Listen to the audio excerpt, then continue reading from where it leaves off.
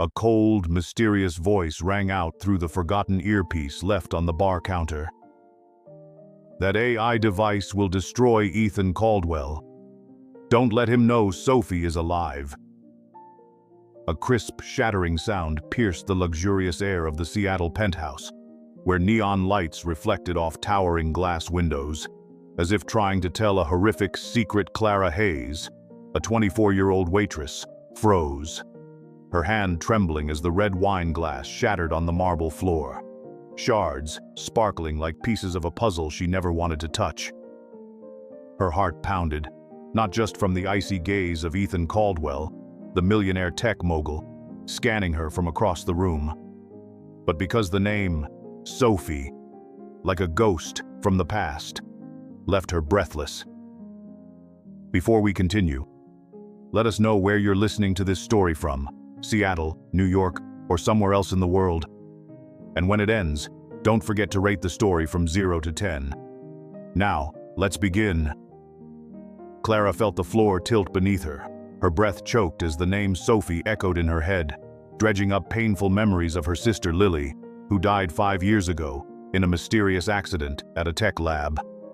Lily's silver necklace, cold against her skin, was a reminder of the days when she dreamt of doing great things, before life forced her into the role of waitress to pay her mother's medical bills.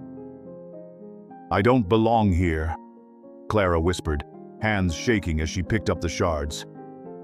"I just need money, not secrets." But the earpiece in her apron pocket, whispering death, felt like a ticking bomb, pulling her into a dangerous game. Ethan Caldwell strode over, a tailored black suit hugging his frame, his blue eyes cold as steel, but with a hidden flash of pain Clara couldn't ignore. He glanced at the shards, his deep voice thundering. "Are you cleaning glasses or trying to wreck my penthouse?" Clara's cheeks flushed red, fumbling. I'm so sorry, Mr. Caldwell." The glass slipped. "I'll clean it right up, I promise." But her hands still shook as she gathered each shard, as if they were fragments of her own heart. Ethan raised an eyebrow, sarcastic. "You're doing a great job proving how clumsy you are." Clara tried to smile, muttering, "I'm not a spy, I swear." Ethan looked at her, his gaze lingering just a little too long, as if he sensed she knew something she wasn't supposed to. Clara tried to focus on her work, but the whispers from the earpiece kept haunting her. Sophie. The name cut like a blade, reminding her of the long nights sitting beside Lily, the secret sign language they used when she couldn't speak. She shoved the earpiece deeper into her pocket, deciding to keep quiet, but Ethan's sharp eyes made her feel exposed. Another server called out, "Hayes! Water to the private room now, Mr. Caldwell's orders." Clara nodded, heart pounding, her worn sneakers squeaking against the marble floor. "Private room?" she muttered, as if tonight wasn't stressful enough. The private room door swung open, and Clara entered a cold space, filled with expensive toys but utterly devoid of warmth. A little girl, about 6, huddled on the sofa, tiny hands clinging to her sketchbook, her big brown eyes full of fear. Clara knelt down, keeping her distance, her voice gentle as a breeze. "Hey there, sweetie, I'm Clara. I brought you some water. Are you all right?" The girl didn't answer, just stared at Clara with eyes searching for a safe place. Without thinking, Clara placed her hand on her chest, signing a word she once used with Lily. Hope. The girl's breathing slowed, her eyes glowing, and she repeated the sign, whispering softly, "Hope."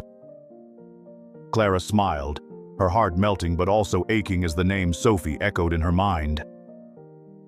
"You're Sophie, aren't you?" she asked, and the girl nodded, her gaze telling Clara a story she couldn't fully grasp. In that moment, a ray of light in the darkness, the room was interrupted by the door bursting open. Ethan stood there, his voice booming. "What the hell are you doing in here?" Clara leapt to her feet, trying to explain. I just brought water, sir." The little girl looked so afraid, But Ethan cut her off, commanding, "You don't get to decide what my daughter needs. Outside." "Now." Clara backed away, heart racing, but Sophie's tiny hand brushed against hers, a silent plea for help. "I'm sorry," Clara whispered, voice trembling, and she left. But the name Sophie, like a key, still echoed in her mind, pulling her into a secret bigger than this dazzling penthouse. Who is Sophie? And why does her name, along with the mysterious AI device, draw Clara back to a past she thought was long buried? Clara Hayes stepped out of the private room in the luxurious penthouse, her heart pounding as if it might crack her ribs. The name Sophie echoing in her mind like a wordless song, drawing her back to painful memories of her sister Lily. Her worn sneakers squeaked against marble, blending with the soft jazz drifting from the ongoing tech gala. Neon lights bounced off the windows, reminding her that the secret she'd just stumbled upon, about Sophie and the AI device, was a dangerous door she wasn't ready to open. But Sophie's terrified eyes, the 6-year-old girl clutching her sketchbook, a silent plea for help, made it impossible for Clara to turn away. She returned to the bar, hand gripping the earpiece in her apron pocket, the hard plastic pressing into her skin like a warning. "What did I just do?" Clara whispered, voice shaking as she hastily polished a wine glass, trying to melt into the crowd of busy servers. But the cold gaze of Ethan Caldwell, the tech billionaire in his tailored black suit, still haunted her. He'd ordered her out of Sophie's room, his voice icy, but the glimpse of pain in his eyes made Clara wonder if he was hiding something bigger than anger. The event manager, a middle-aged man in a bright red tie, frowned at Clara from behind the bar. "Hayes, don't just stand there," he snapped. "Table 7 needs red wine now." Clara nodded, hurrying to grab a bottle, her hands shaking so badly she nearly spilled it again. "Don't become the penthouse destroyer twice," she muttered, forcing a weak smile to push away the stress. She weaved through the crowd, the chandelier lights glittering on her high ponytail. But in her head, the whispers from the earpiece sounded again. That AI device will destroy Ethan Caldwell. At table 7, a group of tech entrepreneurs were deep in discussion, their laughter sharp as knives. Clara poured the wine, trying to ignore the curious glances cast her way, as if she were an outsider in this world of power. But as she turned, a man with silver hair and a smooth smile blocked her path. "You're Clara, right?" he asked, his voice light but loaded with intent. Clara blinked, pulse racing. "Yes, sir," she replied, striving for composure. The man leaned in, whispering, "You should be careful about what you overhear. Not everyone likes a snoop." A chill ran down Clara's spine, as if the marble floor suddenly turned to ice beneath her feet. She nodded, backing away, but the man's gaze, sharp as a blade, seemed to see straight through to the earpiece in her pocket. She hurried back to the bar, heart pounding, thinking of Lily and the mysterious explosion at the tech lab 5 years ago, the blast that took her sister away. "The AI device," Clara murmured, touching Lily's silver necklace. "Is it connected to you?" She stood behind the bar, the warm light from the chandelier washing over her sweat-streaked face. A co-worker, Mia, her blonde hair tied back, teased Clara. "You broke a millionaire's glass and now you're out of it like you've seen a ghost? Take a break, Clara." Clara forced a laugh. "If I take a break, this penthouse might collapse." Mia giggled, but her gaze lingered on Clara's apron pocket, as if she sensed something. "You sure you're okay?" Mia asked softly, concern in her voice. Clara nodded, but inside, the secret about Sophie and the AI device blazed like a slow-burning fire. As the gala thinned, the jazz faded, leaving a heavy silence. Clara cleaned the last glass, but a tall figure appeared at the bar. Ethan Caldwell stood before her, his blue eyes no longer cold, but sparkling with curiosity. "Ms. Hayes," he spoke, his deep voice. "It's not just the glass you broke, is it? What did you hear?" Clara swallowed, gripping the earpiece tightly. She wanted to lie, but Ethan's gaze, like he could see her soul, made her unable to. "I heard something," she whispered, "about Sophie and an AI device." Ethan frowned, his eyes darkening like a sky before a storm. "You have no idea what you're getting mixed up in," he said, his tone low but sharp.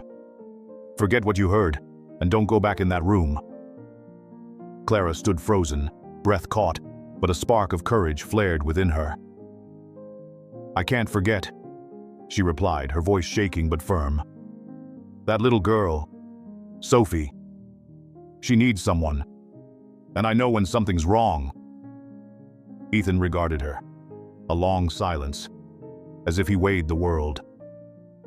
"You're bold, Clara Hayes," he said, voice softer now, but still edged with warning. "But too much curiosity will get you into trouble." He turned away, his footsteps echoing on the marble floor, but Clara felt his gaze still on her, as if he knew she wouldn't stop. She returned to her tiny apartment, yellow lamplight casting a glow over her mother sleeping on the sofa, a thin blanket covering her. Clara knelt, stroking her mother's hair, thinking of the bills piling on the kitchen table, of Lily, and of Sophie.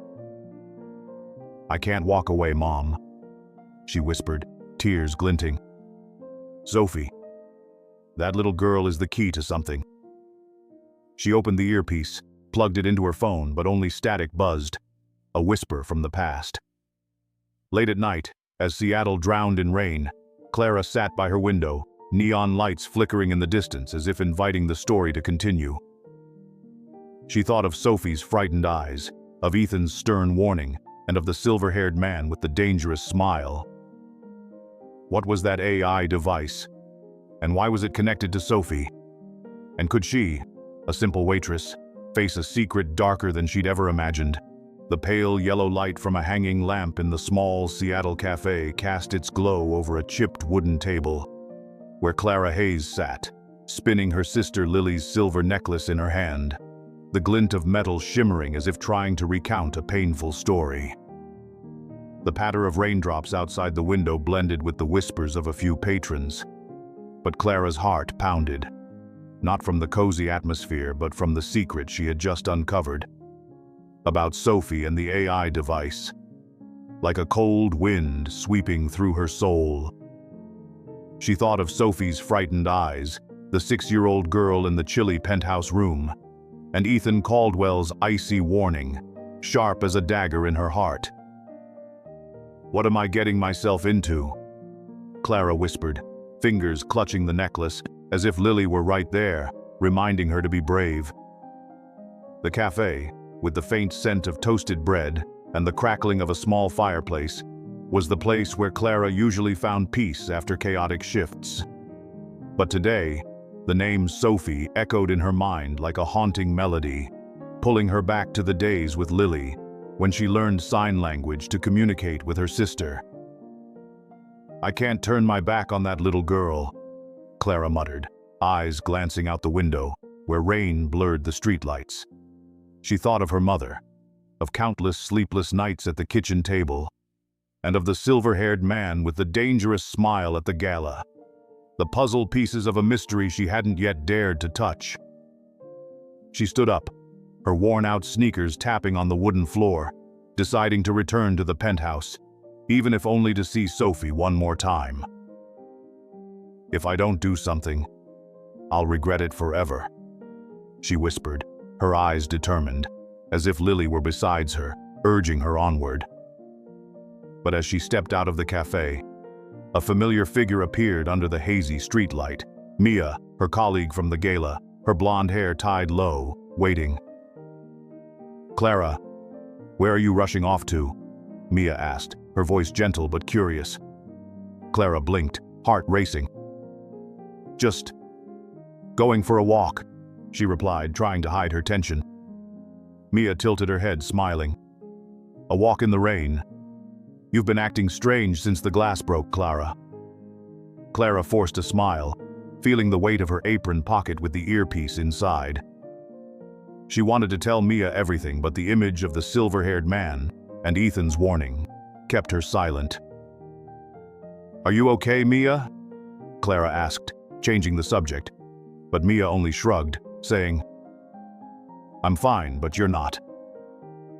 Be careful with people like Caldwell, Clara. They live in a different world. Clara nodded, but inside, Ethan's world, with Sophie and the AI device, was drawing her into a game she couldn't escape. She arrived at the penthouse, neon lights still shimmering through the glass doors. But the gala was over, leaving a chill in the air. A security guard in a black uniform eyed her suspiciously. What are you doing here? The event's over, he barked. Clara swallowed, replying, I forgot something. Just came to get it. He frowned but let her in, his eyes tracking her every move like a hawk. Clara hurried down the hallway, heart pounding, thinking of Sophie, her fearful expression, and the hope sign that had connected them. She stopped in front of the private room, her hand shaking as she touched the cold doorknob. The door creaked open, and Sophie was still there, curled up on the sofa, clutching her drawing notebook to her chest. The girl's eyes brightened at Clara's appearance, as if she'd found a sliver of light in the darkness. Clara knelt down, her voice gentle. Hey, kiddo. I'm back. Are you okay? Sophie didn't respond, but her small hand reached out to touch Clara's, trembling but warm. Clara signed hope, and Sophie repeated, whispering, Hope. Clara smiled, her heart melting, but something in Sophie's notebook made her freeze.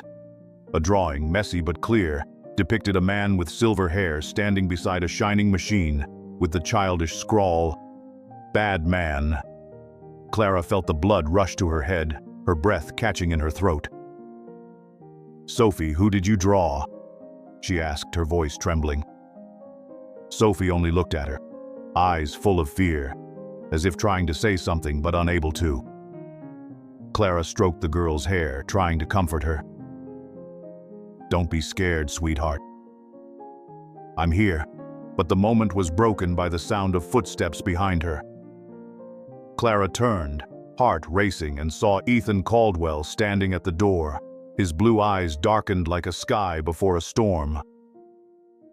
Ms. Hayes, he said, voice deep but sharp.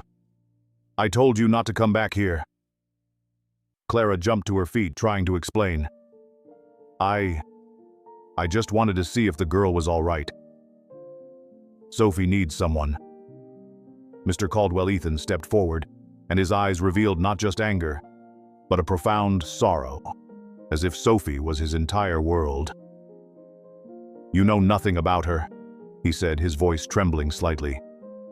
And you have no idea what you're getting involved in. Clara felt the floor tilt beneath her, but she straightened, her gaze steady. I know Sophie is afraid, she replied firmly. And I know this drawing, the man with silver hair. Who is he? Ethan frowned, his gaze landing on the drawing, and for a moment Clara saw him tremble, as if the secret she had just discovered was a wound that never healed. You've gone too far, Clara, he said in a low voice. Leave, before things get worse. Clara stepped back, hand still gripping Sophie's, but the girl touched her, signing hope again, as if making a silent promise. Clara left the room, heart pounding, but Sophie's drawing, with the silver-haired man and the sparkling machine, was a new key, drawing her even deeper into the penthouse's dark secrets. Who was the silver-haired man? And why did Sophie's drawing lead Clara toward a truth even more dangerous than the AI device? Cold blue light from a large screen in Ethan Caldwell's office illuminated Clara Hayes' tense face, highlighting her determined brown eyes, even as her heart beat wildly as if it might burst from her chest. The soft clicking of keyboard keys mixed with the patter of Seattle rain outside, like a soundtrack to secrets, slowly coming to light. Clara stood before the desk, gripping Sophie's notebook tightly, the messy drawing of the silver-haired man and glowing machine standing like a mute warning. She thought of Sophie's frightened eyes, of that name, Sophie, as a key to her own painful past, to Lily and the tech accident 5 years ago. Ethan sat behind his desk, his tailored black suit and cold steel blue gaze. But as Clara placed Sophie's notebook on the table, a flash of pain passed over him, as if Sophie's drawing had brushed against an unhealed wound. "Ms. Hayes," Ethan said, his voice deep but sharp. "You didn't listen to me. I told you not to go back to Sophie's room." Clara swallowed, standing straight, trying to keep her voice steady. "I had to go back," she answered. "Sophie needs someone. And this drawing, it shows a bad man. You know who he is, don't you?" Ethan frowned, his hand touching the notebook, fingers sliding over the childish letters.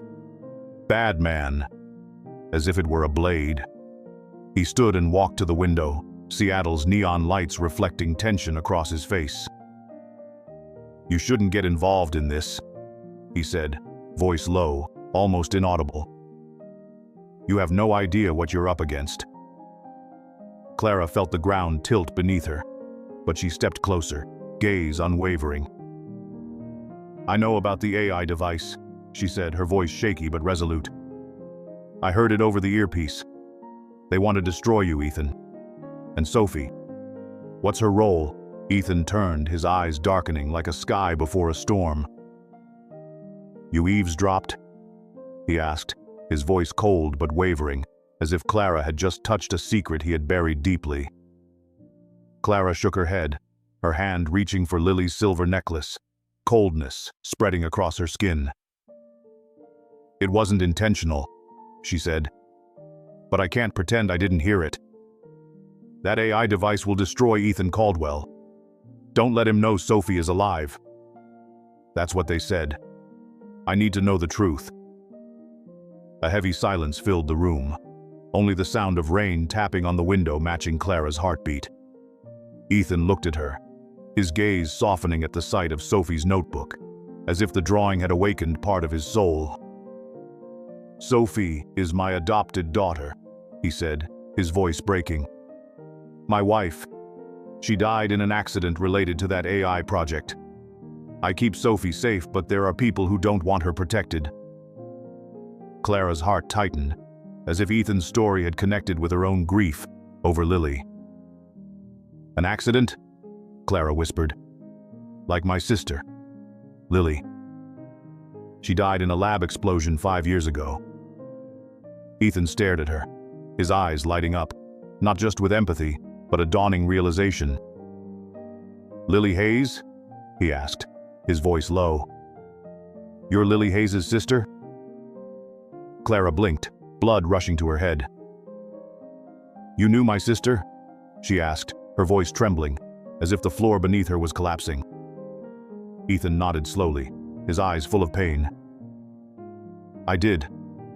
And I'm sorry. That accident, it wasn't as simple as you think." Clara felt her breath catch, hand trembling as she clutched the notebook. "Not simple," she repeated, her voice sharp. "What do you mean? Did Lily die from a mistake, or is something wrong?" Ethan turned away, his hand gripping the edge of the desk as if battling himself. "I can't tell you everything now," he said, his voice deep. "But you have to trust me, Clara. Sophie is why I keep everything secret. She's all I have left." She looked at Ethan, his eyes no longer cold, but like a father protecting his whole world. But Clara couldn't stop. She thought of Lily, of Sophie's terrified eyes and the silver-haired man in the drawing. "I won't turn away," she said, her voice strong. "Not from Sophie and not from the truth about Lily." Ethan looked at her, a rare, pained smile flickering across his face. "You're more stubborn than I thought," he said. "But if you want the truth, you'd better be careful. The silver-haired man, He's more dangerous than you know." Clara left the office, her sneakers squeaking on the marble corridor floor, heart pounding, not just from what Ethan had revealed, but from a cold premonition. She remembered Sophie's drawing, the glowing machine, and the words, "bad man." She stopped in the hallway, neon lights casting sweat-clouded reflections across her face. "What am I doing?" she whispered, hand gripping the silver necklace. "Lily, am I on the right path?" But as she stepped outside the building, a figure emerged under the dim streetlight. The silver-haired man, with a smooth yet cold smile, like a wolf stalking its prey. "Ms. Clara," he said, his voice soft but loaded with intent. "You're far too curious, aren't you?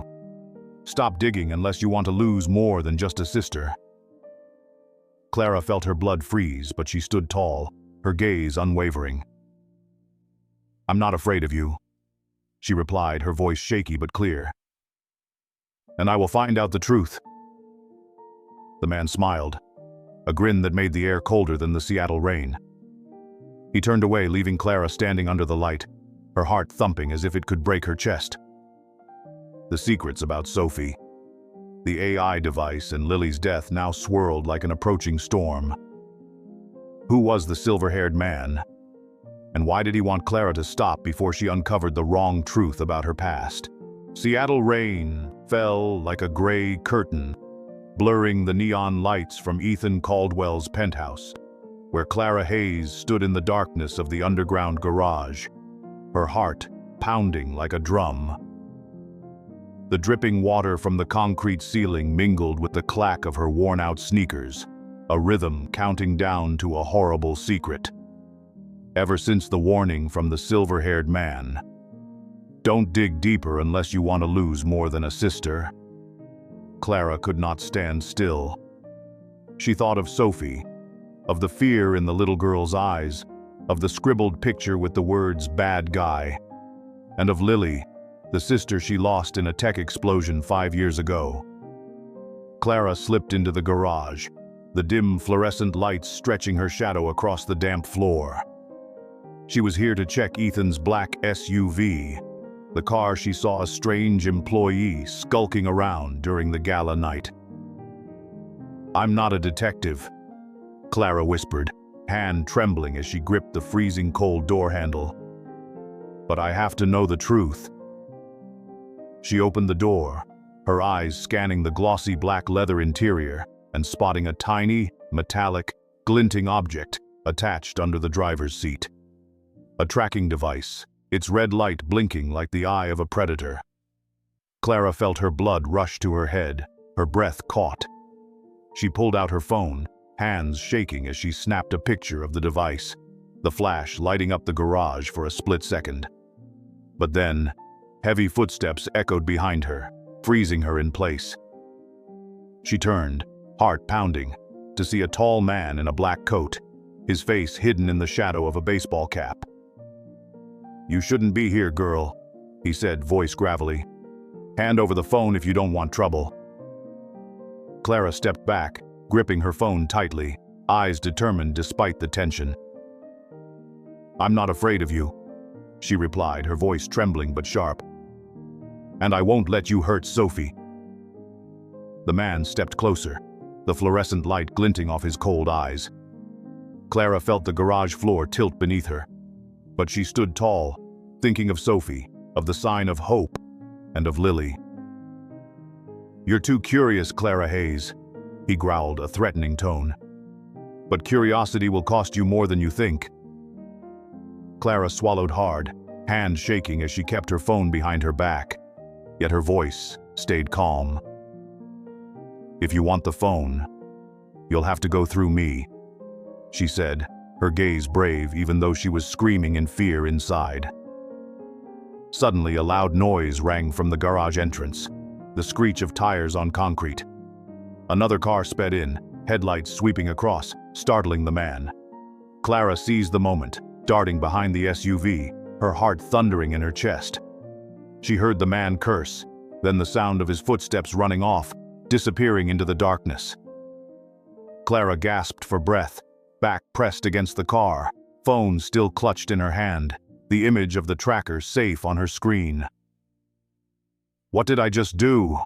she whispered, sweat beading on her forehead. "I almost became the heroine of an action movie." She hurried out of the garage, rain soaking her hair, but the chill could not douse the fire of determination inside. She thought of Ethan, of his words. That accident, it's not as simple as you think. And of Sophie's picture with the silver-haired man. The tracker was proof that someone was watching Ethan, maybe even Sophie. But why? And how did it connect to Lily's death? Clara sped across the Seattle streets, neon lights flickering as if they wanted to tell more of her story. But each step pulled her deeper into a dangerous game. She returned to her small apartment, the faint yellow light glowing on her mother, sleeping soundly on the sofa, a thin blanket draped over her. Clara knelt, gently stroking her mother's hair. "I can't stop, Mom," she whispered, tears glistening. "Not while Sophie needs me, and Lily still has no justice." She unlocked her phone, reviewing the tracker's photo, and spotted a tiny detail, a serial number engraved on the device. LX47. Clara felt her heart tighten, as if that serial number was a new piece to the puzzle. She thought of Lily, the lab explosion, and the silver-haired man in Sophie's picture. LX47, she murmured, her eyes lighting up. What does it mean? She opened her old laptop, quickly typing the code into the search bar. But only vague news about AI technology and a company called Lark Technologies came up. That name cut like a knife, bringing back memories of news she'd read after Lily's death, about a failed AI project. A soft knock at the door startled her. Clara stood, heart pounding, and answered to find Mia, her colleague from the gala, standing there with rain-soaked blonde hair. "Clara, are you okay?" Mia asked, worry in her voice. "I saw you running from the penthouse like you'd seen a ghost." Clara forced a smile, masking her tension. "I just forgot something," she replied, but Mia tilted her head, eyes curious. "You're not a good liar, Clara," Mia said. "If something's dangerous, tell me. I don't want you facing it alone." Clara smiled, touched by Mia's concern, but shook her head. "Thanks, Mia, but I'm okay," she said softly. "I just need to figure some things out." Mia shrugged, grinning. "All right, but don't turn yourself into a superhero, okay? Superheroes break more than just wine glasses." Clara laughed, her giggles breaking the heavy air. But once Mia left, Clara looked at the tracker photo again, eyes resolute. The rain still fell outside, neon lights in the distance blinking like a warning. Clara thought of Sophie, of the sign of hope, of Ethan, and of the code LX47. The secrets surrounding the AI device and Lily's death now loomed like an approaching storm, and Clara knew she stood at the eye of it. What was LX47, and why did it lead Clara to a truth even more dangerous than anything she'd ever confronted? The dim lamp in the Seattle Public Library cast a shadow on Clara Hayes' anxious face, highlighting brown eyes that glowed with resolve, even as her heart thudded like a frantic drumbeat. The rustle of turning pages blended with the rain tapping at the window, a rhythm that drew her deeper into the dark secret. On the table was her phone, displaying the picture of the tracker with its LX47 code, and a stack of old documents she'd found in the library archive. News articles about the lab explosion 5 years ago, where her sister Lily was lost forever. Clara brushed her silver necklace, the cold against her skin as if Lily was whispering, "Don't give up, sis." She quickly flipped through the articles, her eyes skimming faded lines, heart racing each time the name Lark Technologies appeared, a company behind the AI project that caused the explosion. LX-47, Clara muttered, hand shaking as she underlined a passage.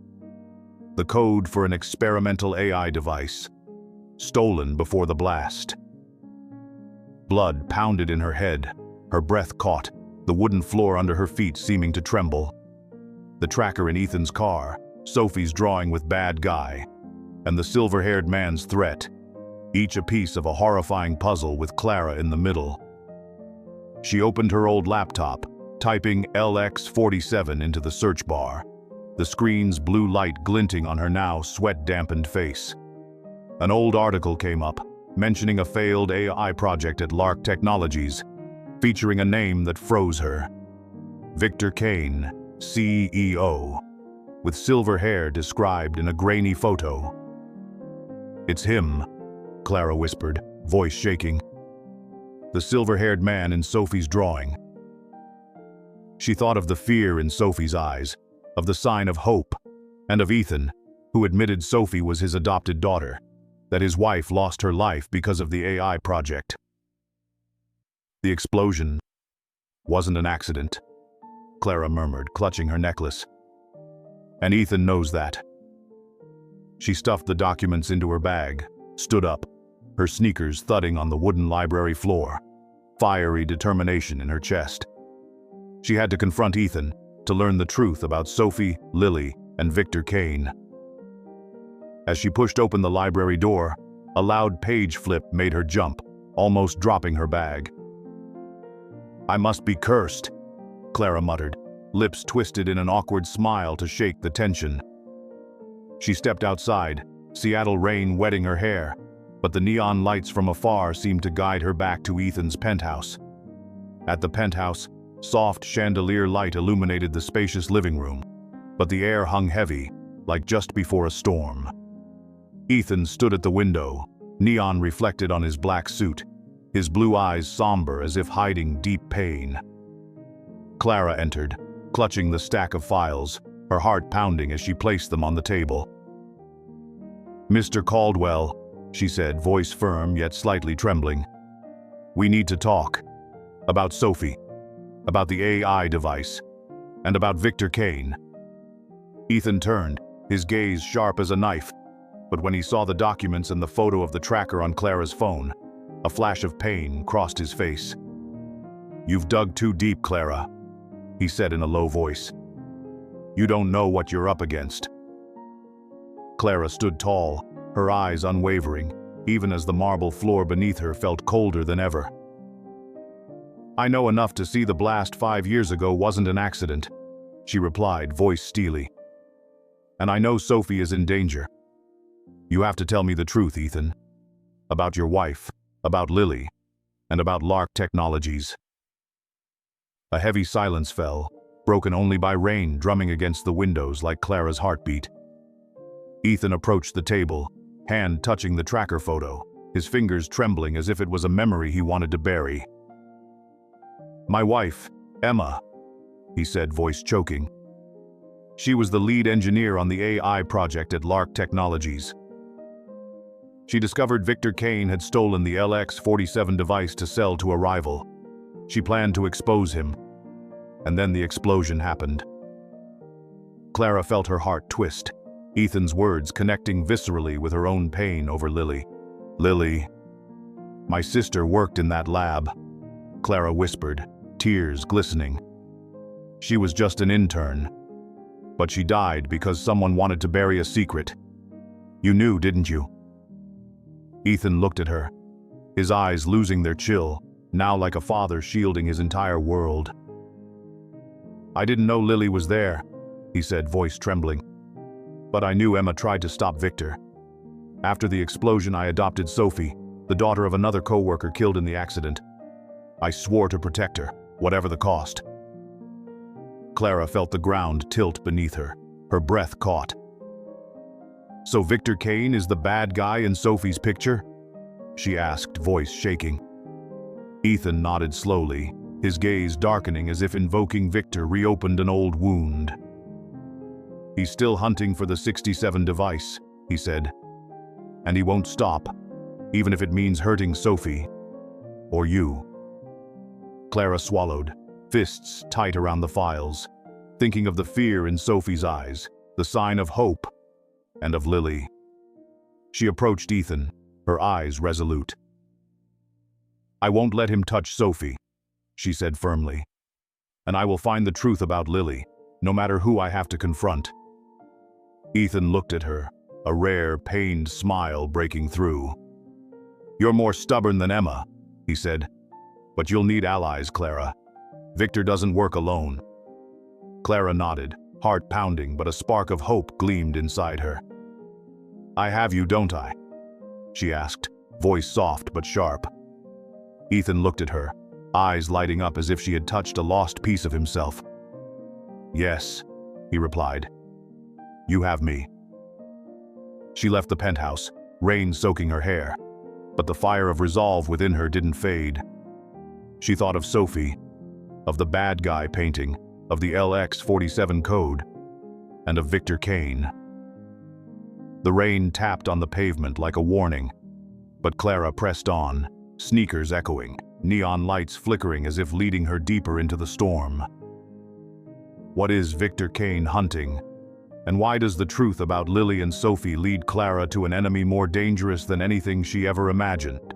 The rain in Seattle pattered gently against the window of Clara Hayes' small apartment, blending with the crackling of the fireplace, like a gentle lullaby in the cold night. Clara sat on a worn-out sofa, the faint yellow glow of the lamp casting light on her face, tense but determined. She'd just messaged Ethan Caldwell, informing him about Victor Kane's secret meeting at a warehouse in the suburbs. And now she waited, hand clutching her phone, feeling as if she were about to enter a battle with an unknown outcome.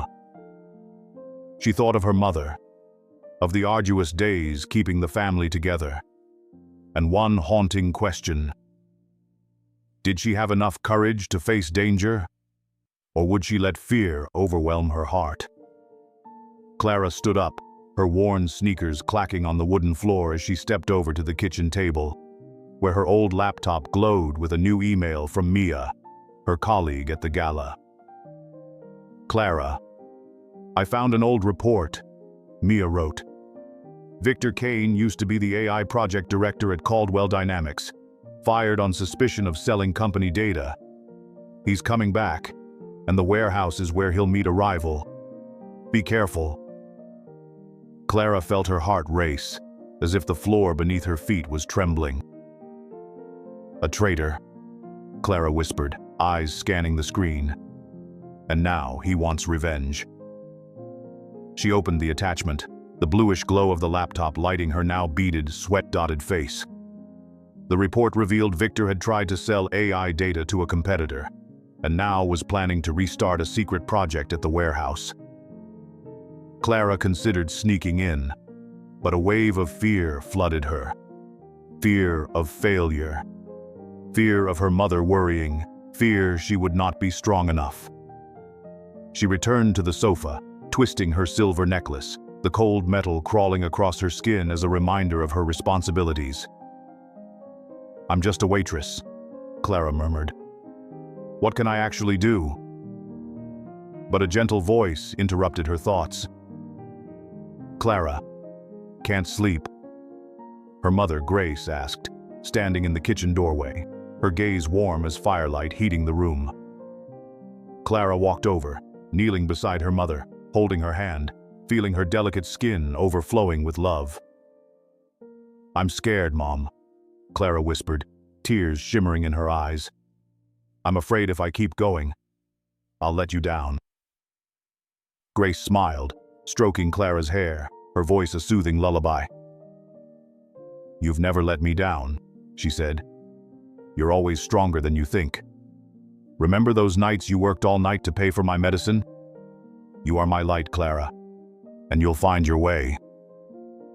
Clara embraced her mother, tears rolling down, her heart lighter as if a burden had been lifted. "Thank you, Mom," she murmured, voice choking. "I won't stop." She returned to the laptop, her gaze resolute, but her phone buzzed, startling her. She picked up and Ethan's warm but worried voice came through the line. "Clara, I got your text," he said. "The warehouse? Are you sure? That place isn't safe." Clara swallowed, her heart pounding, but replied, "I'm sure, Ethan. Mia found out Victor used to work for you. He's out for revenge." An awkward silence followed, only the sound of rain through the phone, as if Ethan was right beside her. "You don't have to go alone," he said, voice gentle yet firm. "I promise I'll be with you, Clara. But wait for me. Don't act rashly." Clara smiled, warmth rising from his words like a breeze chasing away her fear. "I'm not used to waiting, Ethan," she joked softly. "But I trust you. Just don't make me play superhero by myself." Ethan laughed, a rare, warm sound, like a lamp illuminating her apartment. "I'll be there, Clara," he said. "And you're no superhero. You're someone I can't risk losing." Clara felt her cheeks flush, heart racing. This time not from anxiety, but from Ethan's words, a promise reaching beyond danger. She hung up, her eyes alight with a spark of hope, but a sudden pounding at the door made her jump. "Who's knocking at midnight?" Clara whispered, hands shaking as she opened the door. Mia stood there, raincoat drenched, her expression worried but blazing with determination. "Clara, I have to see you now," Mia said, voice low. "I overheard a call at the event company. Victor isn't just meeting a rival at the warehouse. He has a team, and they're planning to sabotage Ethan tonight."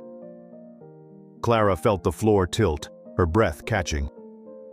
"Sabotage?" she asked, voice trembling.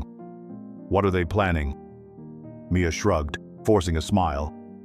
"I'm not sure, but they mentioned another accident." "Clara, you need to act fast." Clara nodded, gaze resolute. "Thank you, Mia," she said, "but if I go to the warehouse, I'll need your help. Are you in?" Mia shook her head, joking. "I am, but if I get soaked like a drowned rat again, you owe me laundry money." Clara laughed, the sound easing the tension in the air. But as Mia left, she looked back at the laptop, her eyes shining. She thought of her mother's advice, Ethan's warm voice, and the warehouse that awaited. The rain outside beat louder, like a warning. But Clara walked on, her shoes knocking, the flickering streetlights guiding her into a new battle. What were Victor Kane and his team plotting, and could Clara stop that accident before it destroyed everything she was fighting to protect? Darkness engulfed the old warehouse on the outskirts of Seattle, where the rain pattered against the tin roof in time with Clara Hayes' pounding heart, like a song leading her into a dark secret. Clara and Mia slipped through the rusted door, worn sneakers clacking on the damp concrete. The weak light from Clara's flashlight swept over dusty crates as the two searched for evidence of Victor Kane's sabotage plan. She thought of Ethan's warm promise. "I'll be there, Clara." And her mother's advice, "You're stronger than you think," both guiding her through the cold night like a beacon. Clara's breath caught as the flashlight beam lit up an old wooden table, where a pile of documents lay scattered, bearing the logo of Lark Technologies. "Mia, look at this," Clara whispered, her hands trembling as she picked up a sheet, scanning the words. "Technology auction, 8 p.m. tonight. Publicly unveil a fake AI device to destroy Caldwell Dynamics' reputation." Clara felt her blood rush to her head, as if the floor was shaking beneath her. "They're planning to ruin Ethan at the event," she murmured, voice shaky. "We have to go, Mia." Mia, rain-soaked blonde hair, nodded, her eyes worried but resolute. "All right, but if we get caught, you owe me coffee," she joked, her light tone breaking the tension. Clara giggled, her small laugh like a beam of light in the darkness, but she quickly stuffed the documents into her bag, heart pounding as she thought of the auction event. "I'm no detective," Clara whispered, "but I can't let them win." She and Mia left the warehouse, rain soaking their thin jackets, but the fire of determination in Clara burned brighter than ever. She texted Ethan about the auction and decided to sneak in to get the final evidence, knowing Victor Kane would not give up easily. At the auction event hall, dazzling chandelier lights shone on Clara, now dressed in a staff uniform borrowed from Mia, her brown ponytail sparkling under the lights. The clinking of wine glasses blended with the whispers of investors, creating a tense atmosphere like the calm before a battle. Clara weaved through the crowd, gripping her tray, the hard plastic digging into her palms, a constant reminder of the danger ahead. She stopped near the stage, where a large screen displayed the glimmering AI device from Lark Technologies, promoted as a breakthrough. But Clara knew it was fake. She slipped into the technical area, pretending to check her tray, and spotted a forgotten USB stick on the control table. "What's this?" Clara muttered, her hands shaking as she plugged it into a nearby laptop. The screen lit up, revealing confidential documents. Lark Technologies' plan to publicly unveil the fake device to destroy Ethan's reputation. One chilling line read, "Ensure Caldwell Dynamics fails tonight, at any cost." Clara quickly snapped a photo, the flash briefly lighting up a corner, but a heavy hand on her shoulder made her jump. She turned to find Victor Kane, his silver hair gleaming under the lights, his smile smooth but cold as a wolf's. "Ms. Hayes, you really don't know when to quit," he said, his low voice cutting. "Hand over the USB, unless you want things to get worse." Clara backed away, white-knuckling her phone, gaze unwavering despite her fear. "I'm not letting you ruin Ethan," she replied, voice shaky but firm. "You've gone too far." Victor sneered, stepping closer, but a familiar voice cut in. "That's enough, Victor," Ethan Caldwell said, emerging from the crowd, black suit fitting snug, his blue eyes shining like steel but soft when they looked at Clara. She felt her heart lighten, as if his presence chased the darkness away. "She's not alone," Ethan said warmly, walking to stand beside Clara, his hand resting gently on her shoulder, a silent promise. Victor frowned, his gaze darkening, but he stepped back, forcing a smile. "You found a good ally, Ms. Hayes," he quipped, "but this game isn't over yet." Ethan led Clara out of the technical area, his eyes locked on hers, both worried and warm. "Are you all right, Clara?" he asked softly, his hand still on her shoulder. Clara nodded, her heart racing not just from tension but from the concern in his voice. "I'm fine, Ethan," she said, "but I have proof. Lark Technologies wants to destroy you, and Victor is behind it all." Ethan looked at her, his gaze alight as though he saw the whole world in her. "You're braver than I ever imagined," he said quietly. "And I won't let you face this alone. Together, we'll stop them." Clara smiled, the warmth from Ethan's touch a glowing fire in the cold night. "Thank you, Ethan," she whispered. "But if I drop my tray again, you better save me." Ethan laughed, that rare, gentle sound making the air lighter. "I promise, Clara," he replied. "Not just your tray, but you too." Clara blushed, her heart beating fast, but she nodded, her gaze determined, ready for the next battle. She left the event, the Seattle streetlights flickering through the rain, her shoes clacking on the drenched sidewalk.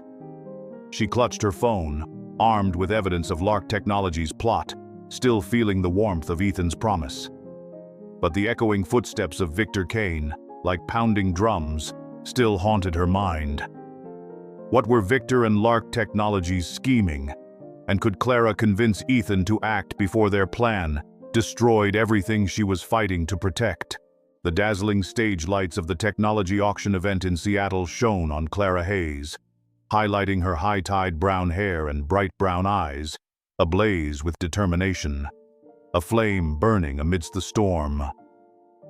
Applause from hundreds of audience members, CEOs, scientists, investors, rose like crashing waves.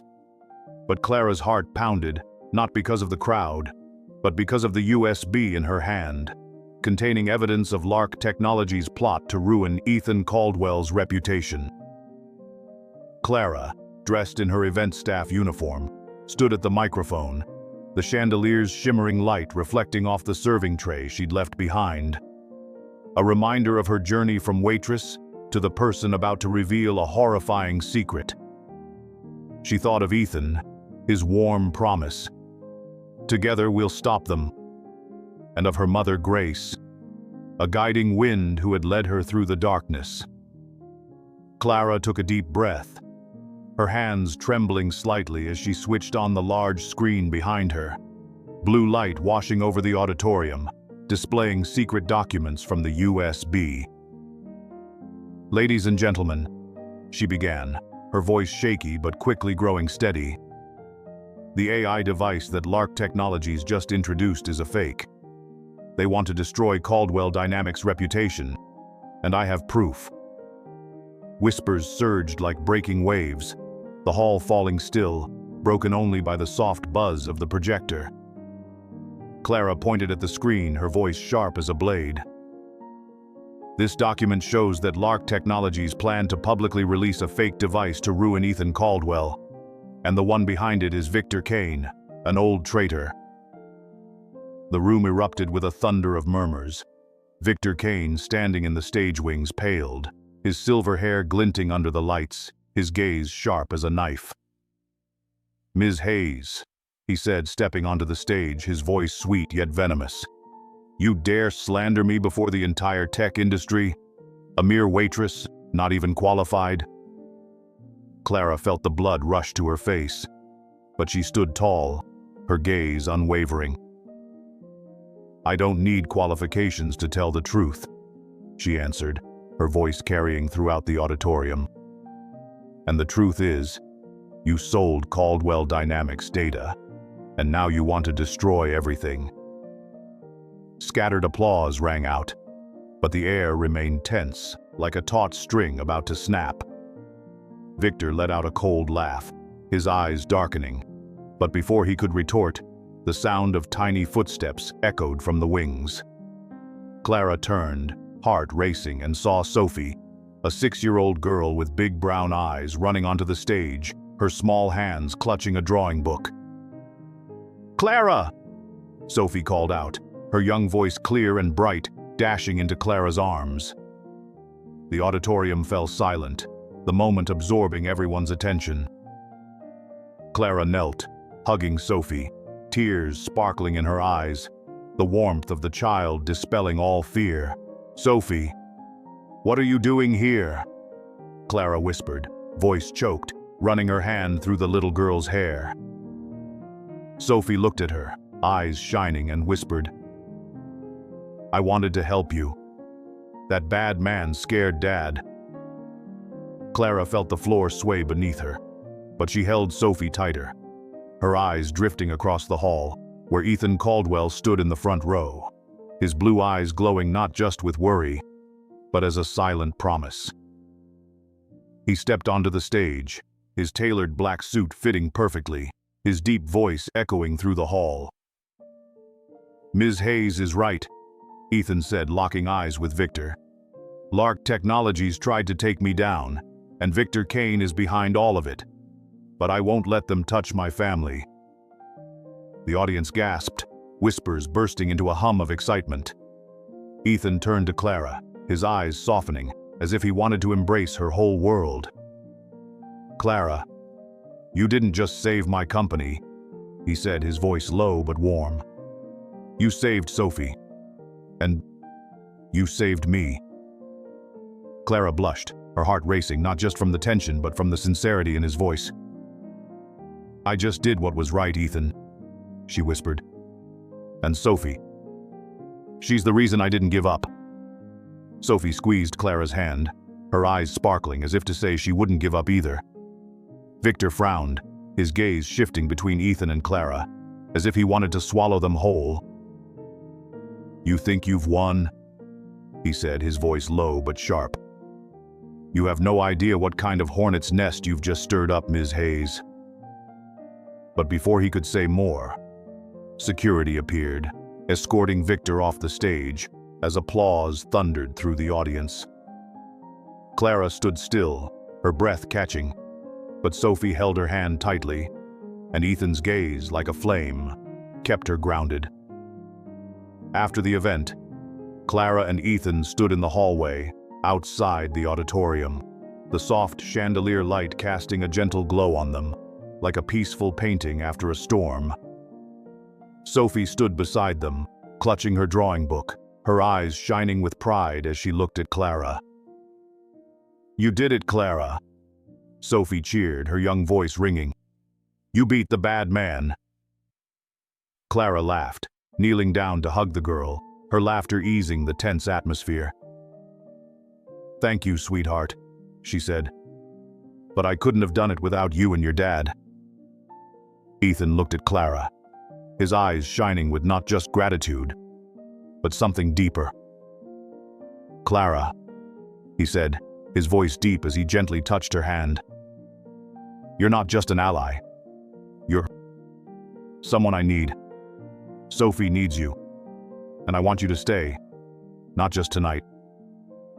Clara felt her cheeks flush, her heart pounding, but she smiled, her eyes sparkling. "I'm not great at standing still, Ethan," she teased. "But I'll think about it, if you promise not to let me break any more glasses." Ethan laughed, a warm sound like the chandelier's light, making the atmosphere lighter. "I promise, Clara," he said, "and so much more." Clara left the auditorium. The Seattle rain had stopped, the streetlights flickering as if guiding her toward a new future. She clutched her phone tightly, the evidence now public, the warmth of Sophie and Ethan with her. But Victor's words, "You have no idea what kind of hornet's nest you've just stirred up," beat like a drum in her mind.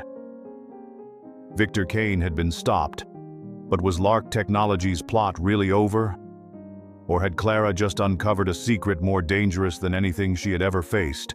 The warm yellow light from the living room of Ethan Caldwell's penthouse in Seattle shone on Clara Hayes, highlighting her loose brown hair and bright brown eyes, illuminated with a glimmer of hope, like a fire blazing after a storm. The crackling fireplace blended with Sophie's innocent laughter, the 6-year-old girl sitting on the rug, coloring with crayons, creating a rare coziness in a house that had once felt cold. Clara sat by Sophie, gently stroking her hair, her heart pounding, not just because of the victory at the auction, but also because of Ethan's warm gaze, like a silent promise she no longer had to fight alone. She thought of her mother, of the advice, "You're stronger than you think," and of the moment Sophie rushed to hug her on stage, like a secret unlocked by love. Clara looked at Sophie, her eyes shining as she drew a picture of a house with 3 people, Clara, Ethan, and herself. "Clara, will you draw with me?" Sophie asked, her childish voice offering a blue crayon. Clara smiled, kneeling down, signing family with gentle hands, a gesture she used to share with her own sister. Sophie repeated the sign, her eyes sparkling, and whispered, "Family." Clara felt her eyes well up, her heart melting, as if Sophie had just bridged a gap inside her. "That's right, sweetheart," Clara said softly.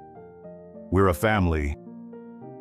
Ethan came in from his office, his black suit replaced by a rolled-up shirt, his blue eyes gentle like the glow of the fireplace.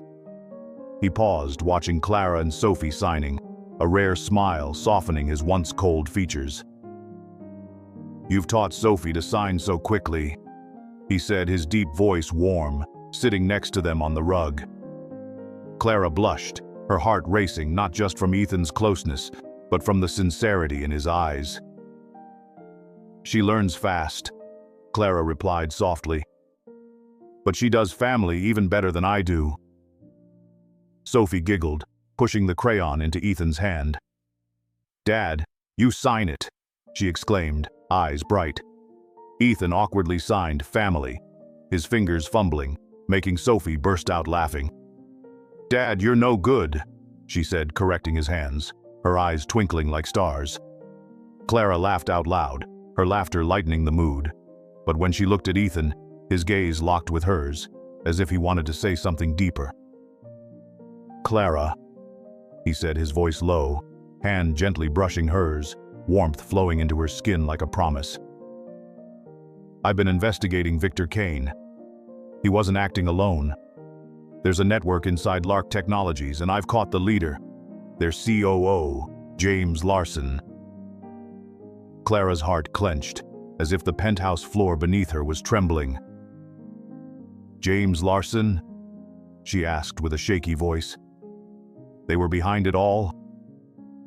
Ethan nodded, his eyes bright, not just with resolve but like a father determined to protect his family. "I've been tracking them since the auction," he said. "Larson hired Victor to steal AI data to destroy my company. But thanks to you, Clara, we stopped them. Larson was arrested this morning, and Victor is no longer a threat." Clara swallowed hard, her eyes glancing at Sophie, then back to Ethan. "So, it's over?" she asked softly, but full of tension. Ethan shook his head, his hand squeezing hers gently, his eyes as tender as the fire's glow. "Not quite," he said. "But I promise to keep you and Sophie safe. You've given me a reason to fight, Clara, not just for the company but for us." Clara blushed, heart pounding, feeling the warmth from his touch like a flame thawing her whole world. "Ethan," she whispered, "I'm just a waitress. I don't know if I'm worthy of this." Ethan smiled, his eyes shining like he could see their whole future. "You're not just a waitress," he said. "You saved Sophie, you saved me, and I want you to stay, not just for tonight." Sophie piped up, hugging them both, her eyes sparkling. "Stay with us, Miss Clara," she exclaimed, her childish voice bright. "Dad's baking is awful, you have to help." Clara laughed, her laughter lightening the air even more. But she looked at Ethan, his eyes inviting her in. "Bad at baking, huh?" Clara teased. "Then I'd better stick around to save your kitchen, Ethan." Ethan burst out laughing, the sound warm as the fire, squeezing her hand more tightly. "Not just the kitchen, Clara," he said in a deep voice, "but my heart too." Clara felt her cheeks go hot, her heart pounding, but a sudden knock on the door startled her. She got up, anxiety in her eyes, and opened the door to see Mia standing there, raincoat soaked, eyes shining. "Clara, I have news," Mia said quietly. "Larson got arrested, but I overheard a message at the event company. Lark Technologies has a backup plan, and it involves another device, not the decoy." Clara felt the ground tilt, her breath catching. "A backup plan?" she asked, her voice trembling. "What more do they want?" Mia shrugged, giving a strained smile. "I'm not sure, but they mentioned another explosion. Clara, you need to be careful." Clara nodded firmly, but she glanced back at Ethan and Sophie, the warmth from them like a flame keeping her steady. "Thank you, Mia," she said. "But this time, I'm not fighting alone." Mia chuckled and joked. "Good, because if you break another glass, I'm not helping you clean it up." Clara laughed loudly, her laughter easing the tension, but she knew the battle wasn't over. She returned to Sophie and Ethan, the firelight shining over them like a family portrait. Clara signed "family" again. Sophie repeated it, and Ethan, clumsy but sincere, joined in, making all three burst into laughter. She thought of her mother, her promise to Ethan, and the future opening up. But Mia's words, another explosion, beat in her mind like a drum. What more was Lark Technologies hiding, and could Clara protect her newfound family before an even deadlier secret destroyed everything she loved?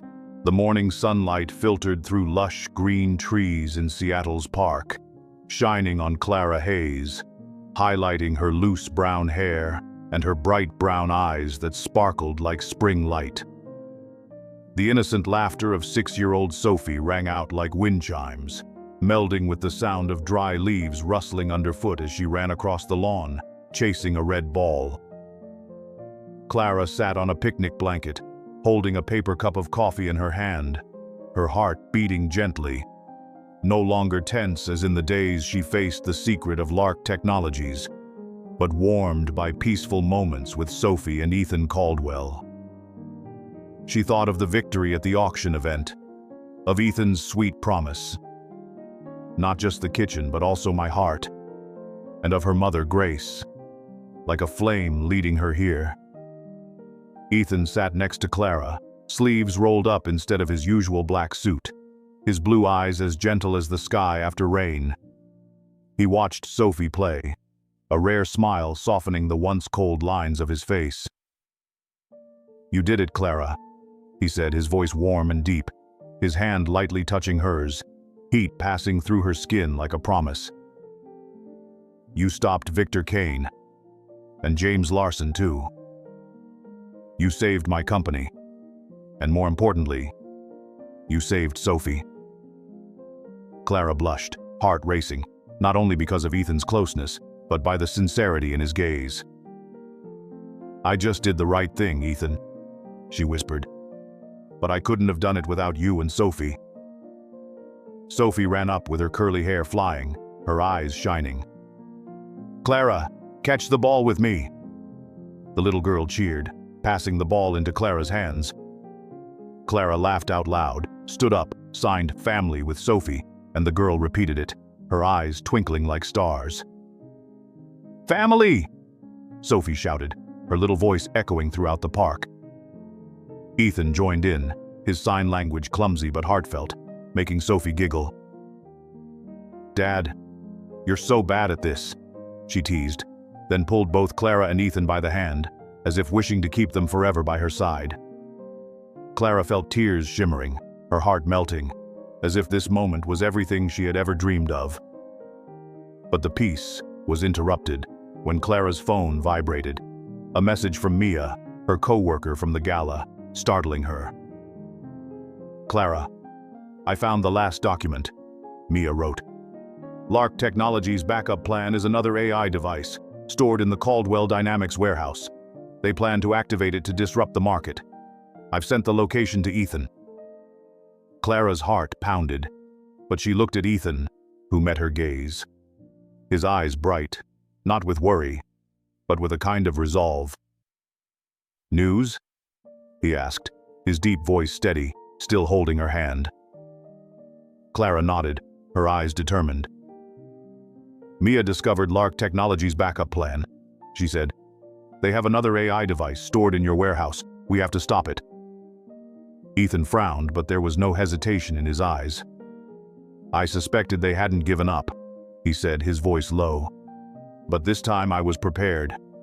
My security team checked the warehouse this morning, and the device has already been disabled. Lark Technologies has no more chances." Clara blinked, breath caught in her chest. "Disabled?" she asked, voice trembling. "So, is it really over?" Ethan smiled, his eyes shining like the morning sun. "Thanks to you, Clara," he said warmly, squeezing her hand. "You didn't just save my company. You gave me a family. I want you to stay, not just for Sophie, but because I need you." Clara blushed, heart beating faster, the warmth from his hand like a flame warming her entire world. "Ethan," she whispered, "I don't know if I deserve it, but I want to try. With you and Sophie." Sophie cut in, hugging them both, shouting, "Ms. Clara stays. We're a superhero team." Clara laughed, her laughter lightening the atmosphere. But she looked at Ethan, his gaze like an invitation into the future. "A superhero team, huh?" Clara joked. "But if you bake any more terrible cakes, I won't save your kitchen." Ethan laughed heartily, the sound as warm as the rustling leaves in the park. "I promise I'll learn to bake, Clara," he said, "but only if you teach me." Clara smiled, her eyes sparkling as if all her fears had faded, leaving a glimmer of hope for a shared future. She watched Sophie playing, the sunlight shining on the girl, like a painting of happiness. Clara thought of her mother, of the hard times, and of her journey from Waitress to this place, where she found a family. But Mia's message, even after all the drama was seemingly resolved, still left a question in her heart. "Is everything truly over?" she whispered, her gaze shifting to Ethan and Sophie. Ethan took her hand, his eyes a promise. "It's over now, Clara," he said, "and now we begin again. Together." But deep in Clara's heart, a small sense of foreboding lingered, like a breeze across the grass. Lark Technologies had been stopped, but was there yet one final secret? Or had Clara truly found her home here, with Ethan and Sophie? The warm, yellow lights from Ethan Caldwell's penthouse in Seattle filled the living room, where 6-year-old Sophie's tentative piano notes drifted like a lullaby, blending with the crackling of the fireplace and creating a picture of a family full of hope. Clara Hayes stood in the small kitchen, her brown hair sparkling under the lights, holding a tray of freshly baked cookies, the sweet scent of vanilla wafting in the air. A year had passed since her triumph at the charity auction, where Clara exposed the scheme of Lark Technologies, and now she stood here, heart light, as if she had finally found her true home, with Ethan and Sophie. She thought of her mother, Grace, of the challenging days behind her, and of her journey from Waitress to having a complete family. Clara set the cookie tray on the table, her eyes lighting up as Sophie came running, curly hair bouncing, eyes sparkling like stars. "Clara, you bake better than Daddy does," Sophie exclaimed in her little voice, hugging her. Clara laughed out loud, knelt down, signed love to Sophie, and the little girl repeated it, eyes shining. "Love!" Sophie shouted, then pulled Clara into a tight hug, as if she never wanted to let go. Clara felt tears sparkle, her heart melting, as if every wound from the past had healed thanks to Sophie and Ethan. Ethan walked in, sleeves rolled up, his soft blue eyes gentle as firelight, his smile softening what once was cold and stern. "You're stealing my chef's title, Clara," he joked warmly, sitting beside Sophie. Clara smiled, heart pounding, not only from Ethan's nearness, but from the sincerity in his gaze. "If you can bake without burning the kitchen down, I'll give the title back," she teased, eyes twinkling. Sophie giggled, shoving a colored pencil into Ethan's hand. "Draw with me, Daddy," she beamed with shining eyes. Awkwardly, Ethan drew a house, his fingers clumsy, making Sophie burst into laughter. "Daddy, you're terrible," she said, then corrected his lines, her expression bright as if spinning a story. Clara watched Ethan, his gaze locked on her, as if he wanted to say something deeper. "Clara," he said quietly, lightly touching her hand, warmth leaking through her skin like a promise. "Today I'm announcing a charity fund for children with anxiety, inspired by Sophie, and by you. You've taught me that love and truth can change everything." Clara blushed, heart racing, the warmth of his hand like a bonfire warming her whole world. "Ethan," she whispered, "I'm just a waitress, but you and Sophie have given me a family. I want to stay, forever." Ethan smiled, his eyes shining as if he saw the future in her. "You're not just a waitress," he said deeply. "You're the light for me and Sophie, and I want us to build a future together." Sophie squeezed in, hugging them both, shouting, "Miss Clara stays! We're the superhero team!" Clara laughed, her laughter brightening the air. But as she looked at Ethan, his gaze felt like an invitation. "Superhero team, huh?" Clara joked. "But if you sign love as cookies again, I'm running away." Ethan laughed loudly, his voice as warm as the fireplace, and he squeezed her hand tighter. "I promise I'll learn, Clara," he said. but only if you teach me, and stay forever." Clara blushed, her heart beating fast, but she nodded, her eyes shining as if every dream had come true. A month later, at a Seattle park, the spring sunlight shone down on Clara, Ethan, and Sophie, now a real family. Clara, now a medical student with a scholarship from Ethan's foundation, stood by his side, hand in hand, watching Sophie play on the grass, drawing colorful pictures. "You did it, Clara," Ethan whispered deeply. "You didn't just save us, you gave us a home." Clara smiled, tears sparkling. "And you gave me a reason to believe in dreams, Ethan." Clara and Sophie's journey shows that love and truth always find their way home, even through pain and challenges. Sophie's laughter echoed, sunlight shining down on their family, painting a portrait of happiness and determination. If this story made you smile, moved you, or helped you believe in miracles, leave a comment, hit like, share, and subscribe to True Millionaire Moments. Tell us about the moment you found your own home, so we can spread the happiness together. Thank you for being with us. You're our greatest inspiration to tell more inspiring stories every day.